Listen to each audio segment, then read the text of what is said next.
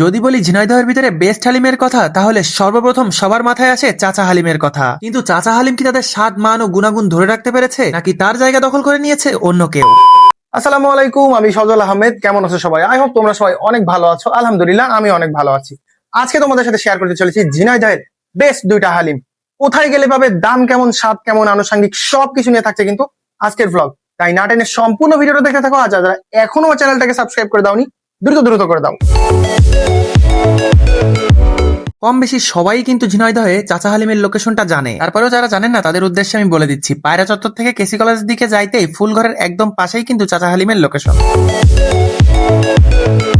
যদি বলেন ঝিনাইদহের ভিতরে সব থেকে পুরাতন হালিমের দোকান কোনটা, তাহলে নিঃসন্দেহে সবাই আপনাকে বলবে চাচা হালিমই সব থেকে পুরাতন ও ভালো হালিমের দোকান।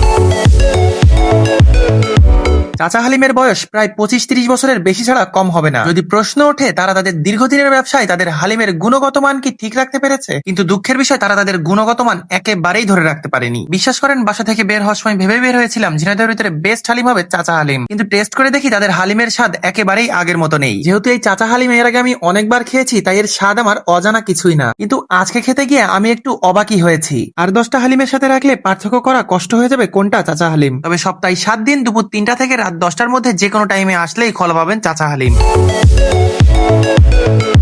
তবে যদি বলেন ঝিনাইদহের ভিতরে সব থেকে বেস্ট হালিম কোনটা, তাহলে আমি বলবো বাচ্চু ভাইয়ের হালিমই ঝিনাইদহের ভিতরে সব থেকে বেস্ট হালিম।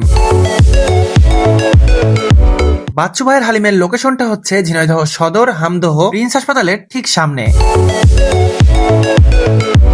বর্তমানে বাচ্চু ভাইয়ের হালিম ও চাচা হালিমের কালার, থিকনেস, স্বাদ, আনুষঙ্গিক সবকিছুর মধ্যে রয়েছে আকাশ পাতাল পার্থক্য, যা আপনি না খেলে একেবারেই বুঝতে পারবেন না।